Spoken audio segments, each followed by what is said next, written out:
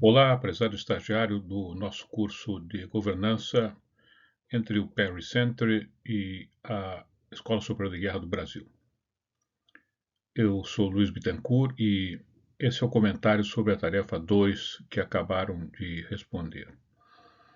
Primeiro quero dizer-lhes que tive grande satisfação de ler os trabalhos, as respostas que deram. O que ofereceram até este momento nos dá uma ideia de que teremos um excelente curso.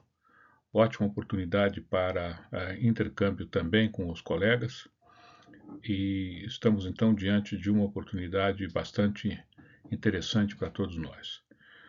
O comentário, ou a tarefa 2, começa com a proposta de que, com base numa literatura recomendada, nós criamos uma definição para a governança de defesa, que aliás dá título ao curso. Eu quero lhes oferecer uma breve reflexão sobre, em verdade, uma reflexão da ciência política sobre esse desafio que nós tivemos. O tema governança e defesa, a que se reconheceram, é um tema relativamente novo no léxico da política e foi sendo adotado de forma sistemática e de forma até inesperada em alguns momentos. E eu começo por considerar que nós acabamos adotando umas expressões, uns vocábulos, uns termos na nossa área operacional, e não necessariamente há uma reflexão cuidadosa sobre o seu impacto futuro. Eu me lembro das aulas de iniciais sobre a importância dos termos e da denotação e conotação de cada termo, e isso me vem de novo à mente aqui, quer dizer, há expressões que nós acabamos incorporando, que nós adotamos, sem necessariamente uma reflexão, e que isso acaba tendo muitas outras implicações.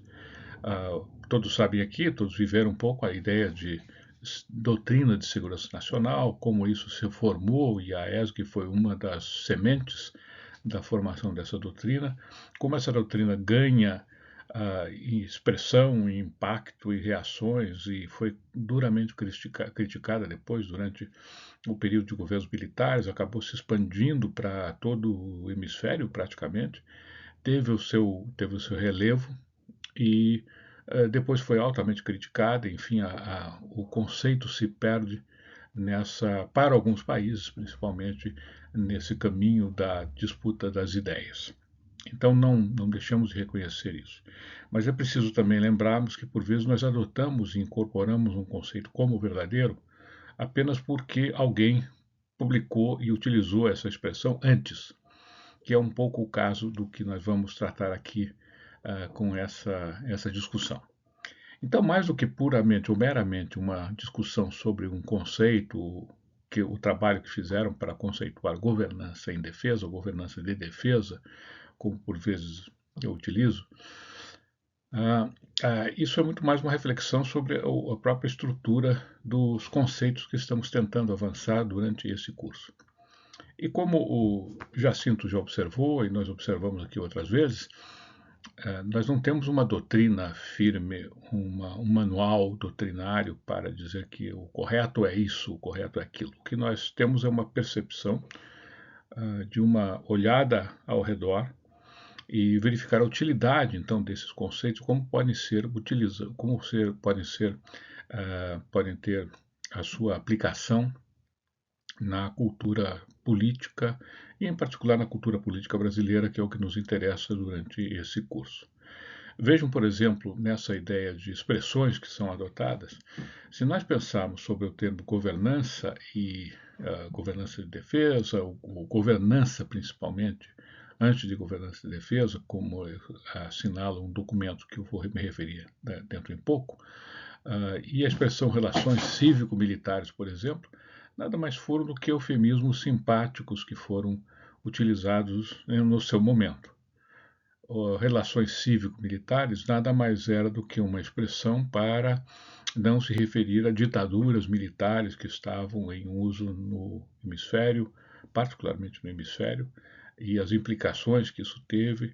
Quer dizer, utilizou-se toda essa expressão. Isso gerou número grande de especialistas, vamos dizer, o Morris Yanovitz, o Alfred Stepan, ou tantos nomes que inundaram nossa ciência política, Edmundo Campos Coelho, a começar pelo próprio general Meira Matos, na origem da sua geopolítica.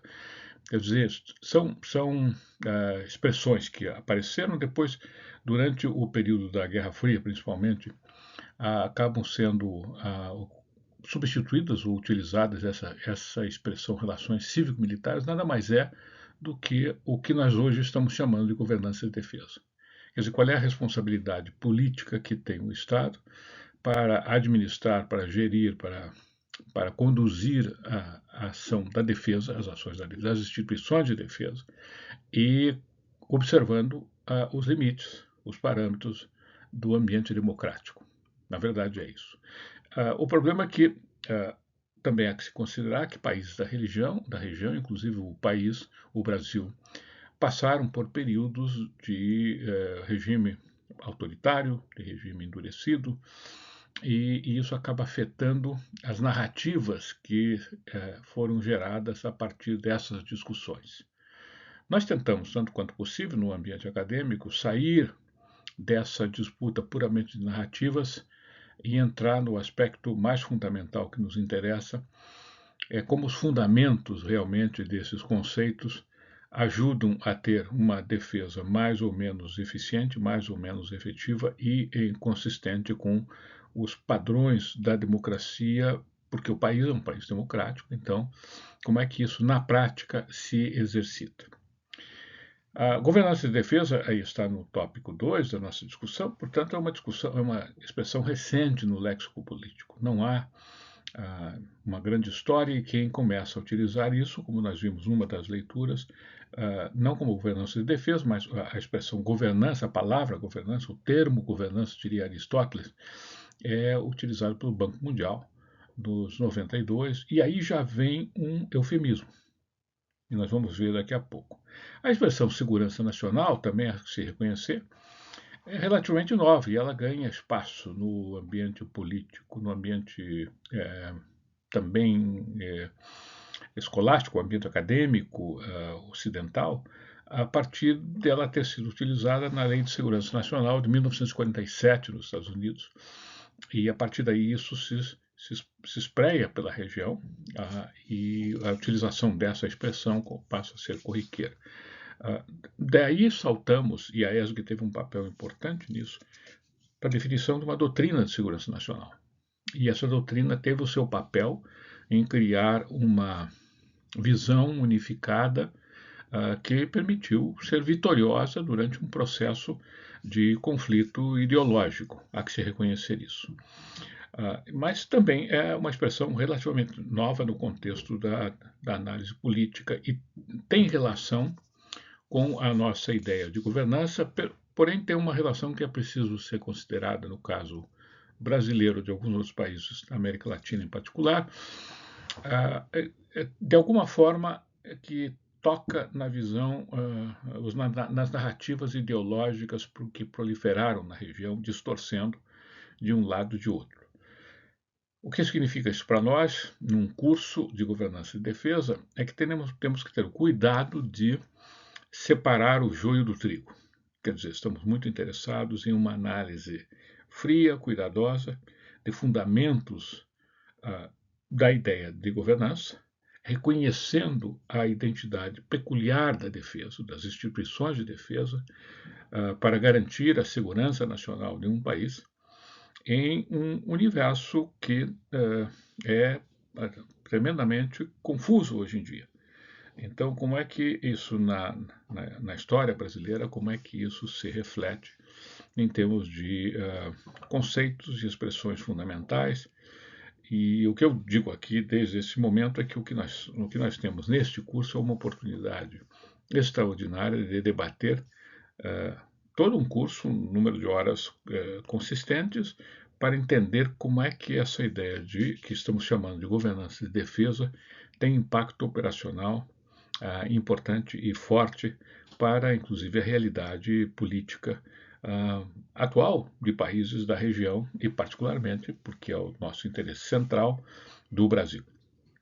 Então, essa primeira reflexão é sobre como nós utilizamos essas palavras para definir alguma coisa, e uma outra observação importante é que, então, não há uma definição doutrinária, impositiva. O que nós temos, o que nós construímos são conceitos operacionais para criarmos consensos e para podermos, então, discutir o impacto disso no ambiente realista, no ambiente político que compõe um Estado, em particular o Estado brasileiro. Avancemos, portanto, essa era a proposta, com base na literatura recomendada. Na literatura recomendada, cria uma definição para a governança de defesa. Então, é uma coisa simples. Entretanto, existe, como acabei de mencionar, apenas tocando um pouquinho nas margens dessa discussão, em verdade, há uma discussão imensa que está por aí, não é? Que vem da época da ciência política, vem da época dos governos em transição, e associamos alguns pontos importantes. Quer dizer, primeiro, reconhecer que realmente defesa é uma atividade peculiar no contexto de um Estado. E segundo, que estamos preocupados na sua relação, não unicamente da gestão da defesa, que em si mesmo é um desafio, mas a gestão da defesa em um ambiente democrático. E a defesa não é exclusivamente militar, lembremos. Existem outras instituições que fazem parte do contexto de defesa e que, inclusive, são variáveis em função do ambiente de tensão, da quantidade de tensão que está vivendo um país, se é que é possível mensurarmos isso, mas a percepção de tensão é importante. Então, estamos preocupados em entender como a gestão da defesa, num ambiente democrático, pode ser operacionalizada e que contribuição podem as escolas de defesa dar a esse debate ou a essa organização da defesa em um ambiente democrático. Esse é o propósito.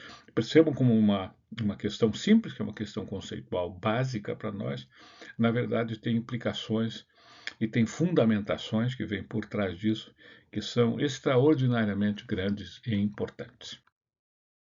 A seguir, vamos revisar rapidamente as 3 literaturas principais que foram recomendadas aqui. A primeira, sobre o que é governança, é um excelente trabalho conceitual que nós temos, que nos oferece bases para a noção de governança como gestão do Estado, com as suas implicações, e gestão de um Estado democrático, né? Que nos dá, então, a base fundamental de um dos componentes importantes da nossa definição. A governança, sem entrar ainda profundamente no aspecto defesa, e essa é uma curiosidade. Na leitura recomendada, não há uma leitura específica caracterizando a defesa, exatamente para dar margem aos nossos estagiários de refletir sobre como esses conceitos aceitos de forma relativamente tranquila, ou pacificados, diriam alguns dos nossos juízes, como eles têm implicações para a gestão da defesa. E essa articulação defesa com ambiente político, com demandas da democracia, lhes digo que é uma discussão relativamente nova.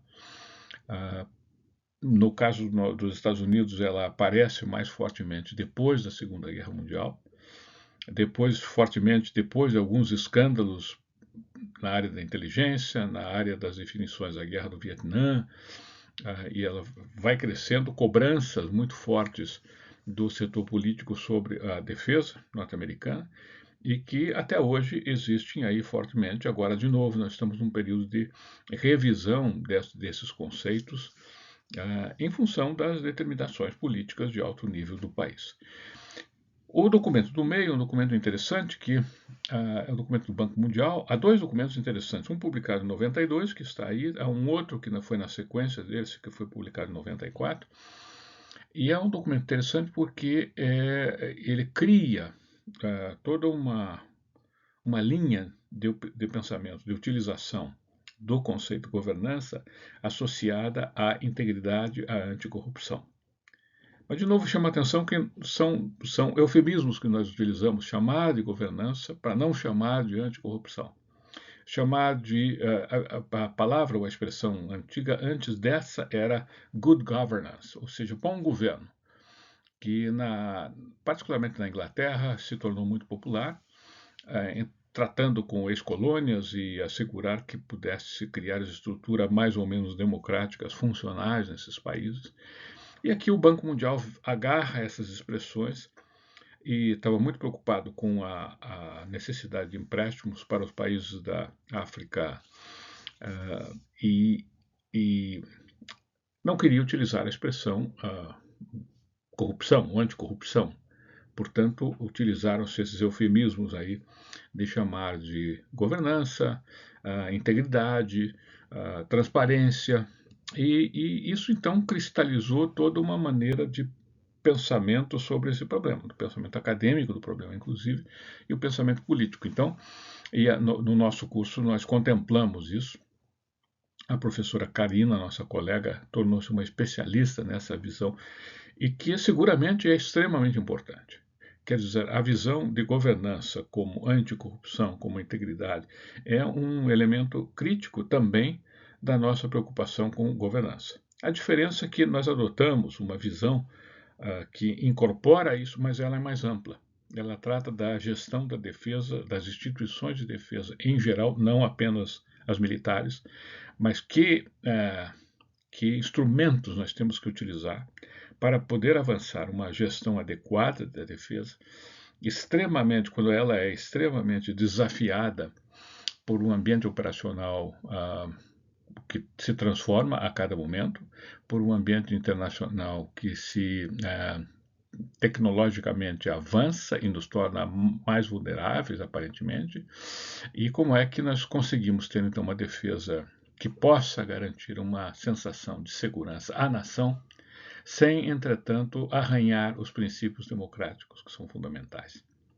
Então, esse documento é interessante porque nos chama a atenção, e como ele apareceu primeiro, quando se fala em alguns países, no Brasil em particular, em governança, quando se utiliza a palavra governança, há uma interpretação de muitos de que estamos falando de anticorrupção.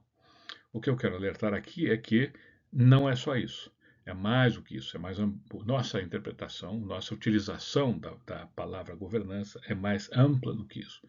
Incorpora, sim, a honestidade, a seriedade da gestão dos negócios, da defesa em um ambiente democrático, implica em controles, implica em supervisão, mas a nossa adoção como senso de utilidade para o momento que vivemos, ela é mais relacionada ou é mais ampla do que isso, implica a gestão em geral da defesa. O outro documento é um documento que enfatiza a necessidade de avaliação dos processos de gestão, dos processos de governança. Isso nos chama a atenção porque é difícil. Realmente é um desafio permanente conseguir avaliar. Aqui mesmo nos Estados Unidos, nós vivemos sobre essa tensão de tentar avaliar instituições que, por vezes, não é fácil de você avaliar. Como você avalia uma instituição, a gestão de uma instituição de defesa? Você avaliar vitórias em combate, você avaliar, é relativamente simples. Mas você avaliar outras ações, como, por exemplo, da inteligência, ou outras ações das instituições que ficam sob o título do soft power, ou seja, relações com outros países, alianças, como está nas estratégias de segurança nacional de mais alto nível norte-americana, como é que você realmente avalia o êxito dessas atividades? É muito difícil e isso nos é chamado a atenção por esse documento, que não se refere especificamente à área de defesa, mas chama a atenção para que também em defesa nós temos que pensar em como conseguir esta relativa capacidade de entender que o que estamos fazendo é o correto ou não. No caso norte-americano também nós usamos muito aqui instituições externas para essa avaliação, no nosso caso a RAND Corporation, periodicamente faz algumas avaliações, faz uma tentativa de se chegar a instrumentos mais confiáveis para se poder avaliar o funcionamento das instituições do Estado. No curso nós também vamos nos referir a algumas outras instituições, e o curso traz esse componente curioso, que é poder ter uma visão mais ou menos bilateral de dois conceitos, de duas culturas políticas, que se possa comparar um pouco para verificar como aperfeiçoar as diferentes instituições. Pois então, os três documentos fundamentais aí estavam. Nós poderíamos mencionar tantos outros, ou seja, todos esses da literatura da ciência política dos anos 60, 70, 80, que proliferaram no Brasil, nos estudos de ciência política, poderiam ser úteis nessa discussão. Mas como nós estamos limitados no tempo, seria muito importante que a gente foque. O nosso propósito, então, é criar, é sair daí com um conceito operacional para funcionarmos no curso da forma mais positiva. E entendemos que queremos caracterizar a defesa como algo único, instituições de defesa são únicas no contexto do Estado, e a governança dessas instituições tem requisitos peculiares num ambiente democrático. Essa é a proposta inicial. Bom, as propostas, as respostas oferecidas pelos nossos estagiários foram muito boas. Muito boas, 12 eu considerei excelentes. Qualquer uma delas poderia se transformar no nosso conceito operacional de uso no curso. E outras um pouco mais prolixas aqui ou ali, outras que não pegaram a ideia da governança, mas não necessariamente aplicaram a noção de defesa. Alguns raros casos assim. Mas, enfim, é natural num processo como esse, quando você é pressionado por produzir um conceito, tem que oferecer respostas sem necessariamente ter muito tempo para aprofundar nas implicações. Mas eu acho que as respostas foram excelentes para o nosso propósito, que nem mesmo a nossa proposta de curso oferecida que eu chamo de proposta operacional, que eu ofereço ao final desse comentário, nem mesmo essas são as definitivas, porque nós aprendemos muito durante o curso, nós discutimos muito, como se diria, que se o nosso conceito é realmente aquele que responde melhor às várias situações que ocorrem durante o curso.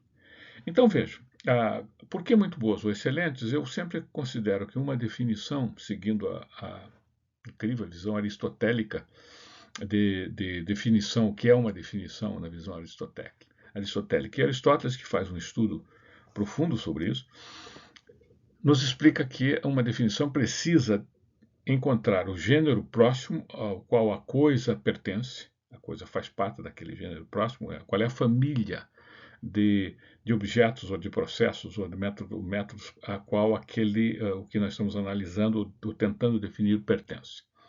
E, além disso, ao definirmos a família, temos que definir qual é a diferença específica do que ele chama desta coisa, ou deste objeto, em relação a outras do mesmo entorno, da mesma família. Então, isso é o que caracteriza uma boa definição.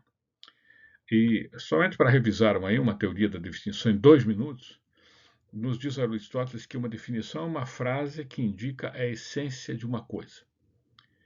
É oferecida, seja na forma de uma frase ou como frase em lugar de outra frase, porque às vezes é possível definir o significado de uma frase também. E nos diz Aristóteles que nada mais é do que um silogismo escrito de outra forma. E em verdade é isso, porque quando dissemos essa coisa que estamos definindo faz parte desta família de coisas. Quer dizer, queremos definir uma abóbora. A abóbora é uma fruta, é um fruto, já sabemos aí, já estamos caracterizando isso. Né? Aí podemos caracterizar pela forma, pelo desenho, pelo conteúdo, pelo que mais tem de diferença específica esse objeto para definirmos o que é essa abóbora. Um animal. Então, diz o Aristóteles também, é dizer o que, a coisa ou objeto, o que é e o que não é. Isso é o que é definição. Por isso ele diz que nós precisamos encontrar o gênero próximo, qual é a família de objetos ou de termos que incorpora aquilo que estamos tentando definir, E qual é a diferença específica deste objeto em relação a toda aquela família? Então, isso é a forma mais simples de encontrar. No nosso caso, portanto, quando nós estamos falando em governança de defesa, governança nos dá a ideia geral de que estamos preocupados em definir a gestão, como funciona a gestão de alguma coisa, a condução de alguma coisa, o governo de alguma coisa, não é? Então, é a família de objetos que nós temos. E nós estamos preocupados com uma coisa em particular, né? A governança da defesa. Então, o que é que caracteriza a defesa? Qual é a característica central? E nós temos aí um terceiro elemento dessa consideração, que nós estamos interessados nessa gestão da defesa, mas em um ambiente democrático. Isso é uma coisa importante para nós, ou seja, isso que define, de fato, o interesse do nosso curso, porque há uma diferença sensível, claro, entre sistemas políticos autoritários e sistemas políticos democráticos, autocráticos e democráticos, né?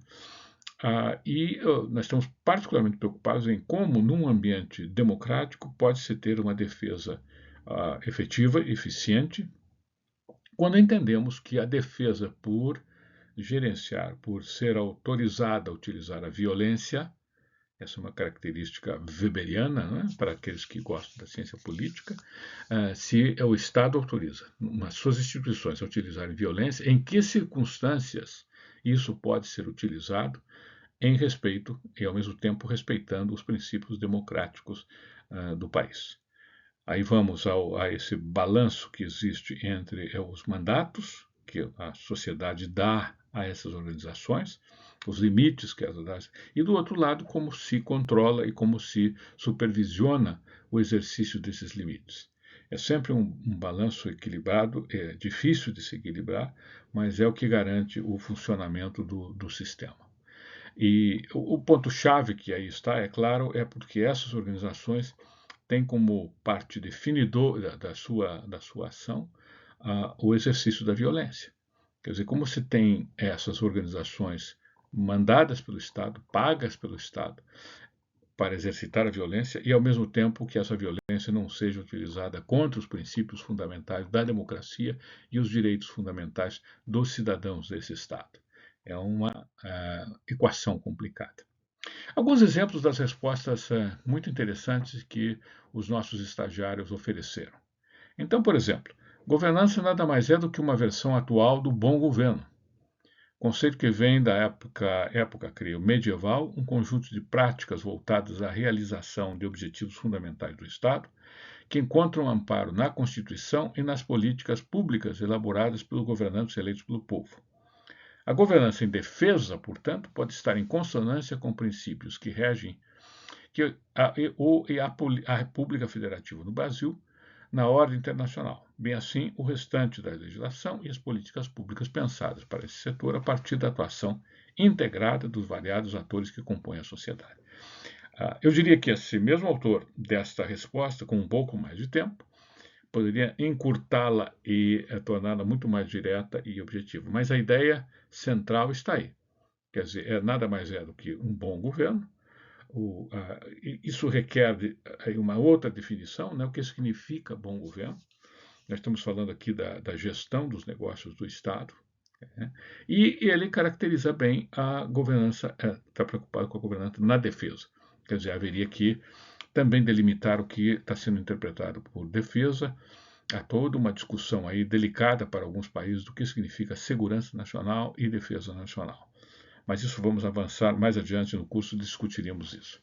A outra resposta interessante, governança em defesa, é o processo estratégico, interinstitucional e democrático de condução da política de defesa nacional, orientado por princípios de legalidade, eficácia, transparência e, sobretudo, a contabilidade.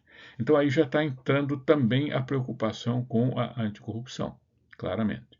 Também, mas não abandona a ideia central, que é a gestão da defesa. Entendida como capacidade de justificar decisões, prestar contas e assumir responsabilidades, quer dizer, é um atendimento aos princípios democráticos sem necessariamente referir-se à democracia.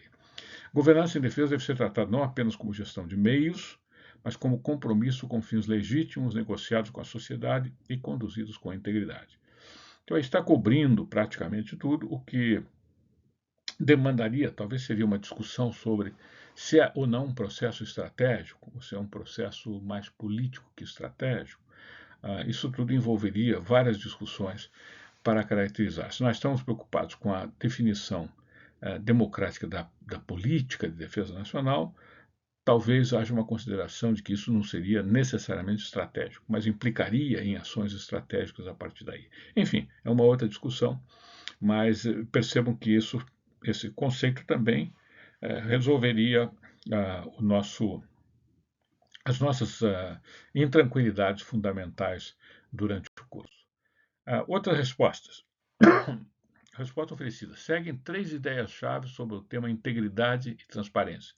Quer dizer, não é muito bem o que se pedia, mas vem atendendo aí. Manter canais de comunicação abertos com a sociedade, como ouvidorias e espaço para participação em consultas públicas. Sensibilizar e educar o público interno e externo sobre a importância da integridade, riscos da corrupção e os mecanismos de controle existentes. Tornar acessíveis os relatórios de auditorias internas e externas, bem como as medidas adotadas em resposta às recomendações, demonstrando o compromisso com a correção e a melhoria da gestão. Essas ações, quando implementadas de forma consistente e abrangente, contribuem significativamente para a construção de um setor de defesa mais íntegro, confiável e alinhado com os princípios democráticos. Verdade. O problema é em como fazer isso no dia a dia. Mas como princípios está aí. Agora, reparem que essa resposta escapa um pouco do pedido, que era a definição da governança de defesa, especificamente com relação às leituras oferecidas, né? E concentrando-se na relação gestão da defesa em um ambiente democrático. Entretanto, não pode ser penalizada a resposta como ruim, porque o documento do Banco Mundial é exatamente isso. Ele caracteriza exatamente essa relação ou preocupação com integridade e riscos de corrupção. Me serve para, mais uma vez, sublinhar que o nosso curso tem uma preocupação com uma versão mais ampla do conceito.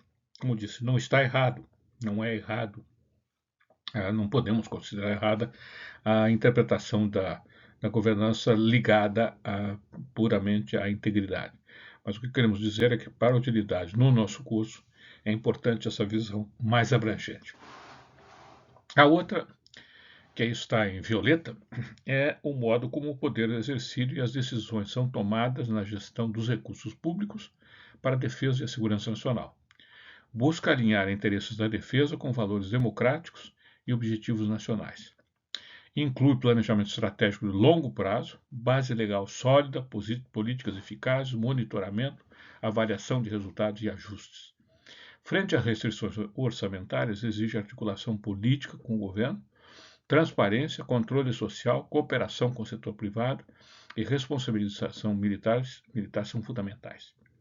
Envolve, no Brasil, o Ministério da Defesa e os comandos militares. Excelente. Quer dizer, nos está dando todos os fundamentos de por que a governança de defesa é importante,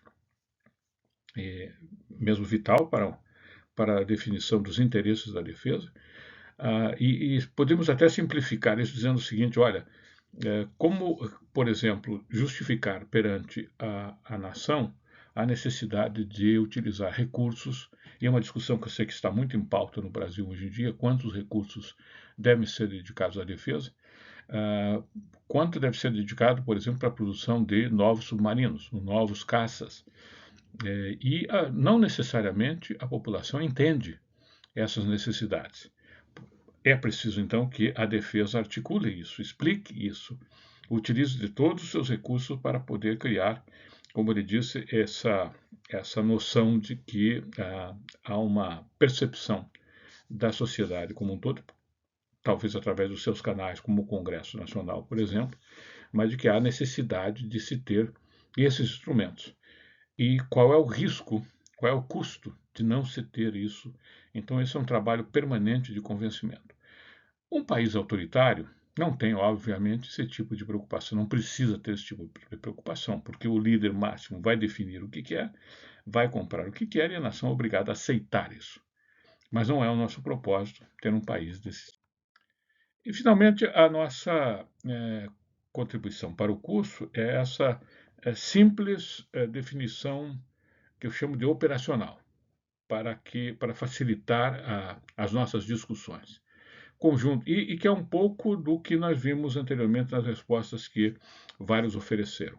Um conjunto de princípios e valores, instituições, estratégias, normas e processos que assegura a gestão e o controle.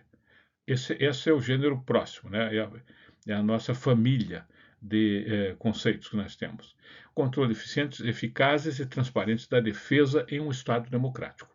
Quer dizer, então, a defesa é o nosso objeto, claro, e aí nós temos que definir o que entendemos por defesa, que instituições fazem parte da defesa, e o ambiente maior, o ambiente que circunda tudo isso, que são os princípios de um Estado democrático. Quer dizer, como funciona a rule of law, como se diz, o império do direito, quão confiável é o império do direito, como se cria o balanço com o Congresso, como a defesa se articula, se explicita perante a opinião pública. São situações que, na sua maioria, não têm nenhum valor, nenhuma implicação num Estado autoritário, mas tem um enorme impacto para o Estado democrático e enormes responsabilidades. Esse é o tema, é o propósito do nosso curso. Meus cumprimentos pelas respostas oferecidas, meus cumprimentos pela dedicação de todos nesse estágio do nosso curso. Como vem, é um curso desafiador e tanto o professor Jacinto quanto eu e os nossos outros facilitadores estarão muito felizes de trabalhar em conjunto com os nossos estagiários para alcançar esses objetivos. Muito obrigado até agora pelo excelente trabalho realizado.